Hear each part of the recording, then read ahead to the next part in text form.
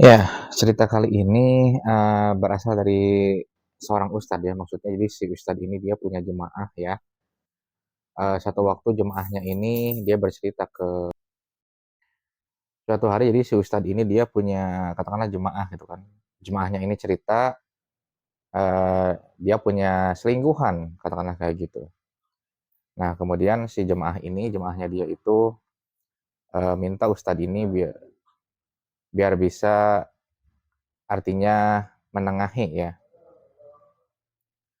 biar bisa menengahi, dan juga bertemu dengan istrinya. Jadi si jemaahnya ini cowok, punya istri, tapi dia juga ingin agar di ini juga dengan selingkuhannya. Ini itu uniknya ya.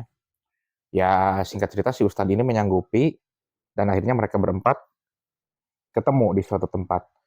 Tapi yang lebih mengejutkannya adalah ternyata selingkuhannya itu eh, nggak lebih cantik dari istrinya kayak gitu.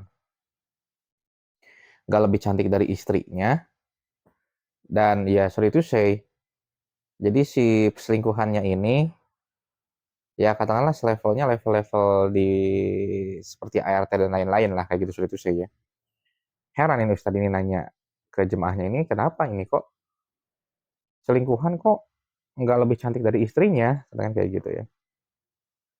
Nah si laki-laki itu menjawab gini, jadi gini Ustadz, saya tahu katanya kan gitu ya.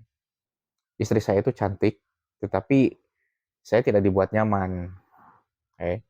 Sementara dia ya selingkuhannya itu dia itu membuat saya lebih dihargai kan gitu. Dia katakanlah ibaratnya itu apa-apa ke saya.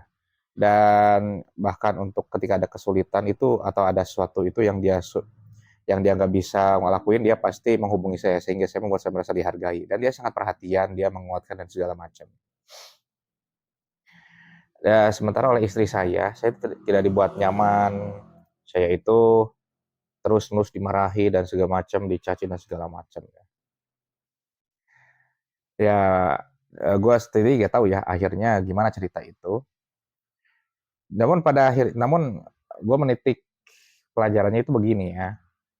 Kadang eh, suatu hal yang negatif itu nggak selalu terjadi begitu saja, gitu ya. Kadang ada juga penyebabnya kenapa hal negatif itu terjadi. Ya kita sih menilainya yang negatif pasti nggak boleh, yang positif ya boleh kan kayak gitu. Dan kadang-kadang kecenderungannya gini bahwa kalau ada orang yang sedikit negatif saja ditentang gitu kan ya, ya itu biasanya lah ya. Biasanya itu justru dia tuh nggak bisa apa-apa, dia itu cuma bisa ngomong doang. Nah, lalu kemudian yang sebenarnya nilai yang luput atau yang nggak dirasa oleh orang banyak itu gini. Kadang kita itu melihat sesuatu itu sebenarnya dari dalam juga, tetapi kita nggak mau mengakui. Contoh tadi si bapak tadi si jemaah tadi kan bilangnya ya tahu dia istrinya lebih cantik. Cuman kan yang diincar tuh bukan kayak gitunya. Dia rasa dihargainya, dia ngerasa diperhatiinnya. Itu didapatnya dari perempuan yang sebetulnya jauh lebih nggak cantik juga dari istrinya. Cuman di situ dia ada kenyamanan, ya. Nah, nyamannya ini kadang kita mencari suatu kenyamanan nggak berdasarkan apapun.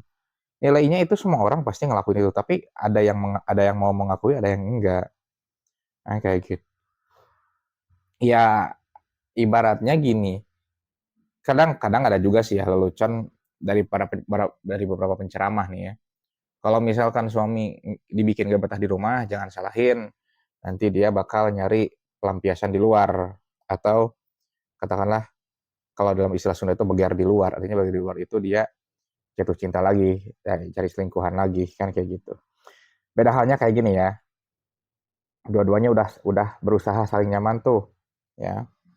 Suami bikin nyaman istri, istri bikin nyaman suami, tapi tetap selingkuh ya itu udah penyakit, itu gak usah dibahas. Nggak usah dibahas di video ini juga gitu kan ya. Dan gue pun gak akan ngebahas itu. Cuman ini yang jadi gue bahas itu kan adalah kenapa hal itu seperti itu bisa terjadi. Kenapa juga kadang-kadang selingkuhannya yang istilah populernya itu pelakor kadang-kadang nggak lebih cantik dari istri sahnya dan segala macam. Itu yang gua bahas di sini.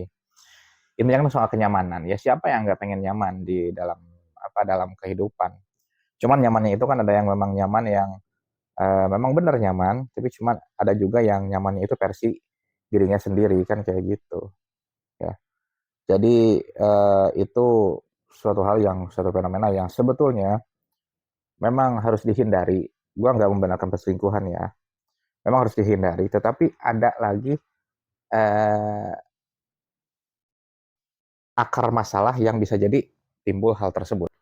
Yang harus lebih dihindari itu dulu bukan bukan akibatnya, tetapi penyebabnya gitu kan. Yang harus dihindarinya itu. Artinya bukan bukan memang perselingkuhannya harus dihindari, tetapi yang harus lebih dihindarinya lagi adalah hal-hal yang menyebabkan seseorang itu selingkuh. Itu yang harus lebih dihindari. Sebenarnya kayak gitu. Ya jangan gak usah dibahas lagi kalau misalkan gak ada apa-apa tiba-tiba aku pengen itu mah itu berbicara ambisi, itu bicara nafsu, itu bicara kenikmatan sesaat itu nggak usah dibahas lagi sebetulnya. Artinya kadang-kadang setiap hal negatif itu nggak muncul begitu saja, tetapi ada penyebabnya kayak gitu. Ya jangan selalu idealis kita mengatakan bahwa setiap yang negatif pasti salah karena ada yang salah nggak bisa dibenarkan yang nggak semuanya seperti itu dalam realitanya ya. Ya segitu yang saya sampaikan. Thanks for all.